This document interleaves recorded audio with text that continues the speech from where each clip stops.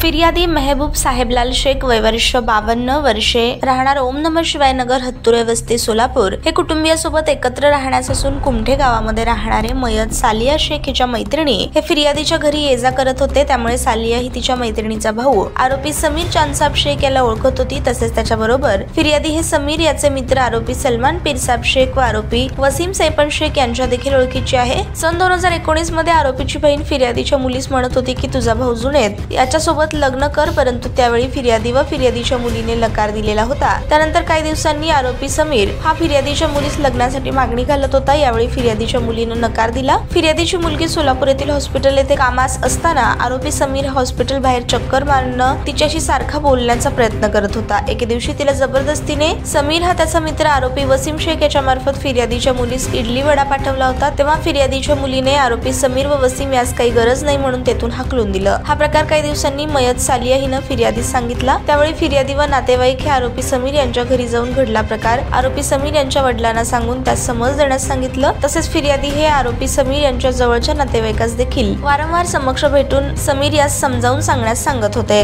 दरम्यान फिर्यादीच्या मुलीचं लग्न ठरलं असता 4 वर्षापासून या मुलीचे माझ्यासोबत प्रेमसंबंध आहेत, आम्ही दोघं लग्न करणार आहोत, तू तिच्याशी लग्न करू नकोस असा व्हॉट्सअप मेसेजवरती घाण व्हिडिओ फोटो मुलीच्या होणाऱ्या नवऱ्यास समीरने पाठवलं असल्याचं समोर आलं। त्यावेळीच आरोपीस विचारणा केली असता हो मी समीर वसीमनेच हे सर्व फोटो व्हिडिओ पाठवले, तुम्हाला कुणाकडे जायचंय जा, आम्ही घाबरत नाही असं सांगितलं। तेव्हा फिर्यादीने विजापूर नाका पोलीस ठाण्यात आरोपी समीर व सलमान यांच्या विरुद्ध गुन्हा दाखल केलाय। दरम्यान दिनांक 17/12/2023 रोजी फिर्यादीच्या घरी हळदीचा कार्यक्रम होता। मात्र नातेवाईक एकत्र जमले असता नवरी मुलगी दिसत नव्हती। तेव्हा तिचा सर्वत्र शोध घेतला असता बेडरूमचा दरवाजा आतून बंद दिसला। तेव्हा दरवाजा तोडून आत पाहिलं असता सिलिंग फॅनला ओढणीच्या साह्यानं गळफास घेतलेल्या अवस्थेत फिर्यादीची मुलगी आढळली। सिव्हिल हॉस्पिटल येथे तिला घेऊन गेले असता तिला मयत घोषित करण्यात आलं। या प्रकरणाचा तपास करून आरोपींना अटक करण्यात आली आहे। पुढील तपास सुरू होता। दिनांक 18/12/2023 रोजी पहाटे 3 ते 5 च्या दरम्यान राहत्या घरी तिने गळफास घेतला आहे। हा युक्तिवाद ग्राह्य धरून न्यायालयाने गुन्ह्यातील आरोपींचा जामीन अर्ज नामंजूर केला आहे।